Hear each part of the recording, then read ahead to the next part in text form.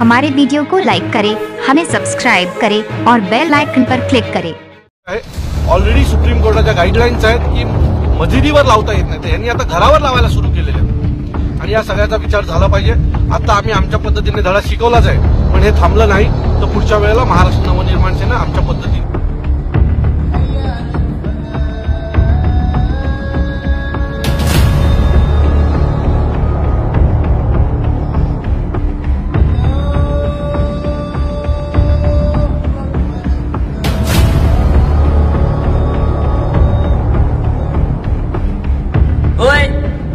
सुनो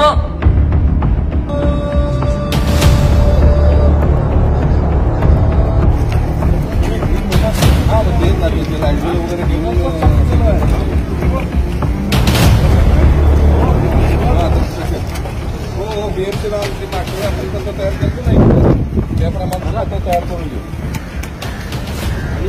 आधार लावणार हो त्यांच्याकडून नसेल ना। हा येस सर बोलवून घ्या त्याच्यात बरोबर तुम्हाला बोलू ना सहकार्य करायचं नसतं आम्ही तुम्हाला कशाला बोलवलं असतं माहिती असतं यापूर्वीच आमच्याकडून झाले माहिती नाही तुमच्याकडून कळलं आम्ही 100% आम्ही 4-5 जण तेवढं प्रकार सगळी बोलू नाही 4-5 जण येतो आम्हाला बघू तर काय एकटेच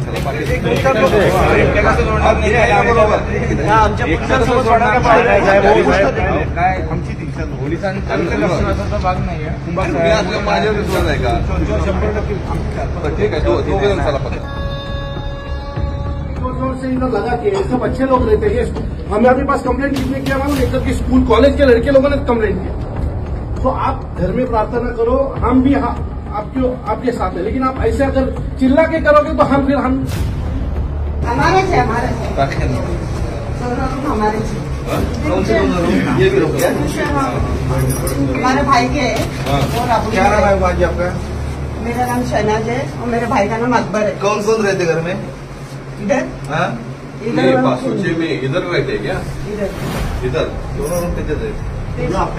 हाँ दोनों। नहीं, आपका रूम आपका है, हमें कोई प्रॉब्लम नहीं है। आपका रूम है, आप उसमें प्रार्थना करो, सब करो। इतने बड़े स्पीकर लगा के क्यों आप कर रहे हो?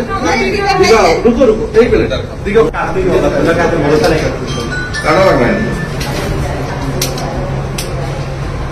जैसे काढून घेतो ये माझा स्टाफ आहे तो।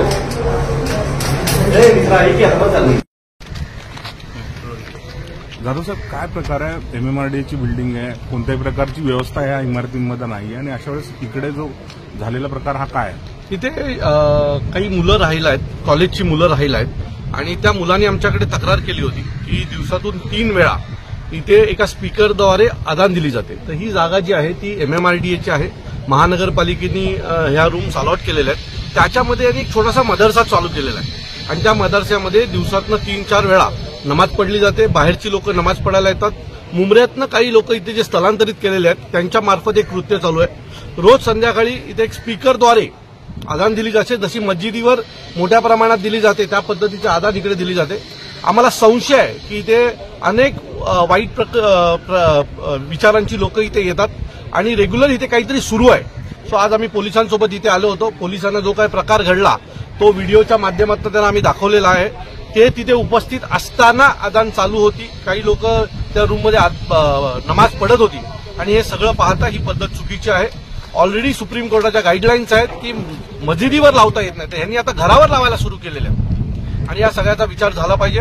आता आम्ही आमच्या पद्धतीने धडा शिकवलाच आहे, पण हे थांबलं नाही तर पुढच्या वेळेला महाराष्ट्र नवनिर्माण सेना आमच्या पद्धतीने यांना धडा शिकवेल। कशा प्रकारची कारवाई पोलिसांनी केली? आता पोलिसांनी ते स्पीकर जप्त केलेले आहेत। तिथे एक नमाजाच्या वेळा लावल्या आहेत की किती वाजता नमाज होती ती पाटी यांनी काढलेली आहे। त्यासोबत तिथले जे कोणी प्रमुख होते त्यांना देखील पोलिसांनी आता पोलीस स्टेशनला घेऊन चाललेले आहे। तर कशा प्रकारची कारवाई व्हावी ही तुम्हाला अपेक्षा? मला असं वाटतं की याच्या आधी सुप्रीम कोर्टाने गाईडलाईन ज्या दिल्यात त्यानुसार ऑलरेडी मस्जिदीवरच्या भोंगे उतरणं खूप गरजेचं होतं, पण त्याच्याबरोबर आता ह्या लोकांनी घराघरात घुसून भोंगे लावायला सुरू केलेले आहेत।